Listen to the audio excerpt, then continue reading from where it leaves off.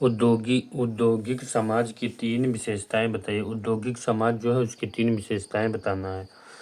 तो औद्योगिक समाज की 3 विशेषताएं बताइए। तो देखिए, औद्योगिक समाज में उत्पादन कृषि के अलावा उद्योग पर केंद्रित होता है। किस पर केंद्रित होता है? उद्योग पर। किसके अलावा? कृषि के अलावा। किसकी विशेषता है? औद्योगिकरण की। औद्योगिकरण सबसे पहले कहाँ आया था? तो इंग्लैंड में आया था। कहाँ आया था? इंग्लैंड में आया था।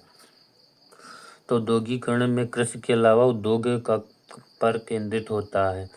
औद्योगिकरण समाज में रोजी और बेरोजगारी की समस्या अधिक होती है। औद्योगिकरण समाज में रोजी और बेरोजगारी की समस्या अधिक होती है, क्योंकि बड़े बड़े उद्योग लग जाते हैं, छोटे उद्योग नष्ट हो जाते हैं। ये भी एक विशेषता देखने को मिलती है। तो समाज में रोजी और बेरोजगारी की समस्या अधिक हो जाती है। तथा औद्योगिक समाज में साक्षरता के साथ साथ यांत्रिक शिक्षा भी एक लक्ष्य होता है।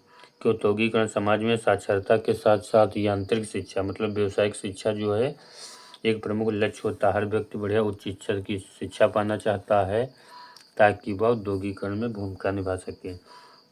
स्पष्ट कीजिए कि औद्योगिकरण से आशय उत्पादन के यंत्रीकरण से है।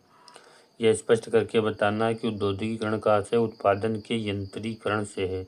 तो औद्योगिकरण का संबंध उत्पादन से होता है। वैसे तो आदिकाल से उत्पादन चल रहा है, परंतु औद्योगिकरण के अंतर्गत यंत्रीकरण उत्पादन होता है। औद्योगिकरण के अंतर्गत यंत्रीकृत उत्पादन होता है। कौन सा उत्पादन? यंत्रीकृत उत्पादन होता है। उत्पादन और वितरण के क्षेत्र में भी मशीनों का अधिक से अधिक इस्तेमाल होता है। कहने का आशय यह है कि औद्योगिकरण ने मानवीय श्रम के स्थान पर यंत्रों का इस्तेमाल बढ़ा दिया है। मानवीय श्रम के स्थान पर यंत्रों का श्रम बढ़ा दिया है। इसीलिए से औद्योगिकरण का आशय उत्पादन में यंत्रीकरण से है, क्योंकि यहाँ पर मानव का यूज नहीं हुआ है, यहाँ पर यंत्रों का यूज हो रहा है। स्पष्ट कीजिए कि जनता का वैज्ञानिक दृष्टिकोण औद्योगिकरण में सहायक होता है। यह स्पष्ट करके बताना है कि जनता का वैज्ञानिक जो दृष्टिकोण है औद्योगिकरण में सहायक होता है। जनता में विज्ञान के प्रति अनुराग उत्पन्न होना ही विज्ञान के प्रति अनुराग या प्रेम उत्पन्न होना ही औद्योगिकरण की प्रथम पीढ़ी है। प्रथम पीढ़ी ये है। वास्तव में जनता ने विज्ञान के प्रति रुचि उत्पन्न हो जाने से आविष्कारों को जन्म दिया है। इस प्रकार के आविष्कार के हो जाने पर निश्चित रूप से औद्योगिकरण की प्रक्रिया प्रगति करती है। स्पष्ट है कि जनता का वैज्ञानिक दृष्टिकोण औद्योगिकरण में सहायक होता है। स्पष्ट कीजिए राष्ट्रीय आय का सदुपयोग औद्योगिकरण के लिए एक सहायक कारक है। स्पष्ट करना है कि जो राष्ट्रीय आय का सदुपयोग औद्योगिकरण के लिए एक सहायक कारक है। तो राष्ट्रीय आय का सदुपयोग करने की नीति का पालन करते रहने से भी औद्योगिकरण को प्रोत्साहन मिलता है। यदि राष्ट्रीय आय का अधिकांश भाग युद्ध है सामग्री जुटाने में ही व्यय कर दिया है तो औद्योगिकरण की प्रगति रुक जाएगी। स्पष्ट है कि औद्योगिकरण की प्रक्रिया को प्रोत्साहन देने के लिए राष्ट्रीय आय में वृद्धि करके उसका सदुपयोग करना आवश्यक है। तो राष्ट्रीय आय का सदुपयोग कर औद्योगिकरण के लिए एक सहायक कारक है। तो राष्ट्रीय आय का सदुपयोग करने की नीति का पालन करने से भी औद्योगिकरण को प्रोत्साहन मिलता है। राष्ट्रीय आय का अधिकांश भाग युद्ध सामग्री जुटाने में ही व्यय कर दिया जाए तो औद्योगिकरण की प्रगति रुक जाएगी। यथा स्पष्ट औद्योगिकरण की प्रक्रिया को प्रोत्साहन देने के लिए राष्ट्रीय आय में वृद्धि करने का सदुपयोग करना आवश्यक है। औद्योगिकरण से बेरोजगारी की समस्या घट सकती है। स्पष्ट कीजिए। प्रत्येक राष्ट्र सबसे बड़ी समस्या बेरोजगारी की समस्या है।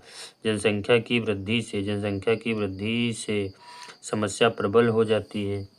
इस स्थिति में औद्योगिकरण की प्रक्रिया ही राष्ट्र कल्याण का एकमात्र साधन है। औद्योगिकरण के अंतर्गत अनेक नए कल कारखाने और व्यापारिक प्रतिष्ठान स्थापित होते हैं और साथ ही यातायात संचार के साधन का विकास होता है। निश्चित रूप से बेरोजगारी की समस्या नियंत्रित होती है। क्या होती है? बेरोजगारी की समस्या नियंत्रित होती है। फिर विनिवेश से क्या आशय है? विनिवेश किसे कहते हैं? क्या विनिवेश से क्या आशय है? प्रायः सभी देश में मिश्रित अर्थव्यवस्था के अंतर्गत मिश्रित अर्थव्यवस्था भारत में कौन सी अर्थव्यवस्था है? तो मिश्रित। एक पूंजीवादी होती है, एक समाजवादी, एक मिश्रित। तो भारत में कौन सी व्यवस्था है? तो मिश्रित अर्थव्यवस्था है। के अंतर्गत सार्वजनिक क्षेत्र के कुछ संस्थान होते हैं। विनिवेश किसे कहते हैं? तो प्रायः सभी देशों के सम्मिश्रण अर्थव्यवस्था के अंतर्गत सार्वजनिक क्षेत्र में कुछ संस्थान होते हैं जो मुख्य रूप से सरकार के नियंत्रण में होते हैं। यदि सरकार इन सार्वजनिक क्षेत्र के संस्थानों से अपना हिस्सा किसी व्यक्ति या निजी व्यक्ति की कंपनी को बेच देता है तो उसे ही निवेश कहा जाता है। सार्वजनिक क्षेत्र के संस्थान में अपना हिस्सा किसी निजी व्यक्ति के हाथ में बेच दे तो इसी को निवेश कहते हैं। आउटसोर्सिंग सर्विसेज से क्या आशय है? तो आउटसोर्सिंग सर्विसेज से क्या आशय है? तो प्रायः विभिन्न बहुराष्ट्रीय कंपनियां कुछ कार्यों को अपने कर्मचारियों से न करवाकर विकासशील देश के छोटी कंपनियों से सस्ती दरों पर करवा लिया करती हैं। इस व्यवस्था में आउटसोर्स सर्विसेज कहा जाता है। इस प्रकार की व्यवस्था हमारे देश में भी देखी जा सकती है। इसी को ही आउटसोर्सिंग सर्विसेज कहा जाता है। तथा हड़ताल तथा तालाबंदी में अंतर क्या है? हड़ताल और तालाबंदी में अंतर क्या है? तो हड़ताल और तालाबंदी में क्या अंतर है?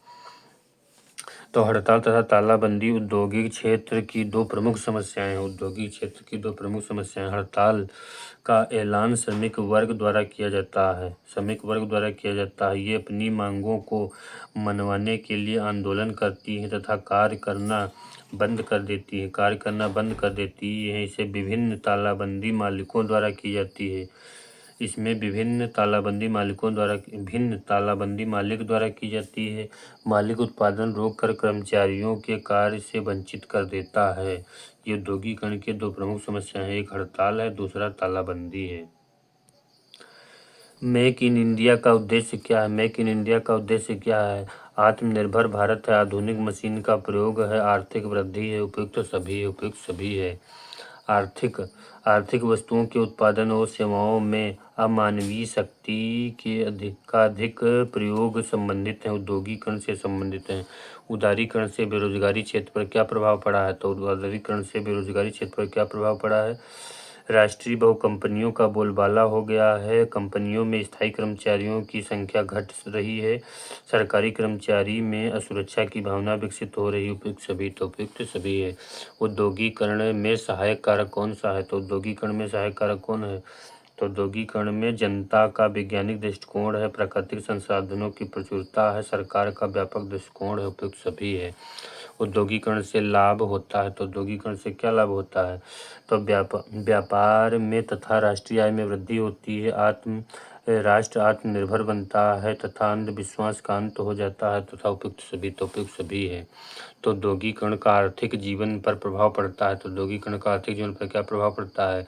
उत्पादन व्यवस्था परिवर्तित होती है, आपसी तनाव तथा संघर्ष में वृद्धि होती है तथा वैज्ञानिक तथा विशेषज्ञों का प्रादुर्भाव होता है। उपयुक्त सभी। औद्योगिकरण क्रांति सर्वप्रथम कहाँ हुई थी? तो इंग्लैंड में हुई थी। कहाँ हुई थी? तो इंग्लैंड में।